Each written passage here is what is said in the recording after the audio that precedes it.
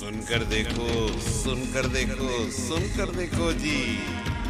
ममता राहुल मोदी बोले, लिखे जितेंद्र जी।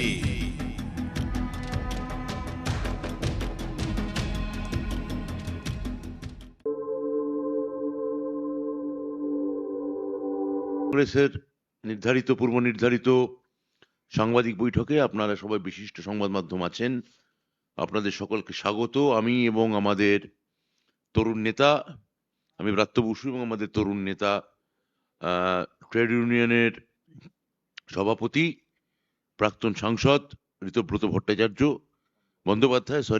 বন্দ্যোপাধ্যায়, আমরা দুজন আজকে এখানে আপনাদের কিছু কথা বলবো বলে ডেকেছি। আপনাদের ধন্যবাদ জানাই আসার জন্য।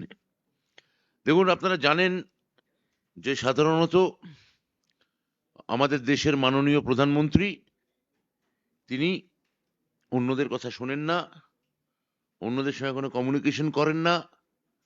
গত 10 বছর পেরিয়ে গেছে প্রায়, একটি সাংবাদিক বৈঠকও উনি করেননি। এবং তিনি প্রধানত অন্তরের কথা শোনাতে ভালোবাসেন, নিজের ভেতর আঁতের কথা যাকে বলে। তিনি তার নামও দিয়েছেন মন কি বাতে, এবং তার কথা আমাদের শুনতে হয়।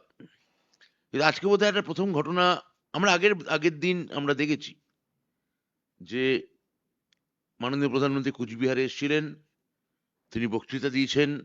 আবার আগামীকাল তিনি জলপাইগুড়ি আসতে যাচ্ছেন।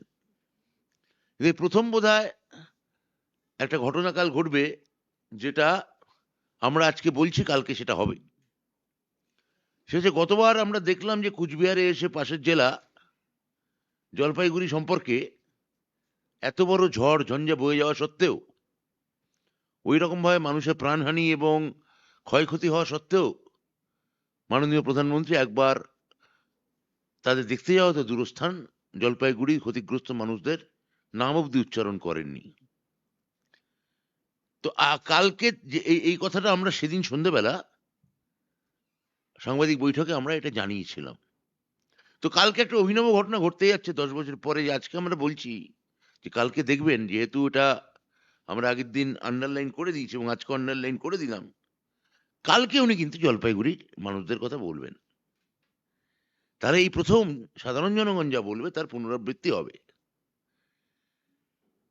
আমরা যা বলছি, কালকে উনি ওইখানে গিয়ে আমরা কিছু গম্ভীরাশ্রু আমরা কালকে দেখতে পাবো।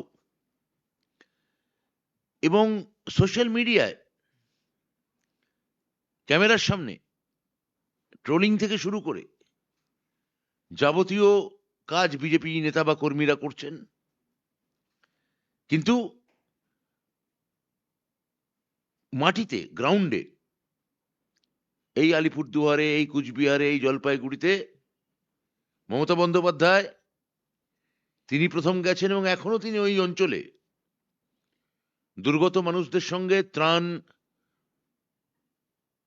পীড়িত মানুষের সঙ্গে, ঝড়ে আহত মানুষদের সঙ্গে তিনি একমাত্র কমিউনিকেশন করছেন। এবং আমরা ইতিমধ্যে আমরা বারবার করে বলেছি যে আবাস যোজনায় বিজেপি টাকা দেয়নি, আমাদের কেন্দ্রীয় সরকার। আমাদের মাননীয় প্রধানমন্ত্রীর কাছে বারবার বলা সত্ত্বেও তিনি এখানে এসে সেই ঝড়ে দুর্গত মানুষদের বানিয়ে দেওয়ার একটা জুমলা প্রতিশ্রুতি তিনি দিচ্ছেন। কিন্তু আমরা যেটা বলেছিলাম, আমরা নির্বাচন কমিশনের কাছে 5,000 বাড়ি আবেদন করা, যাতে বাড়ি বানিয়ে দেওয়া হয়, তার আবেদন করেছি। এখনো এটার কোনো উত্তর আমাদের কাছে কেন আসেনি আমরা জানি।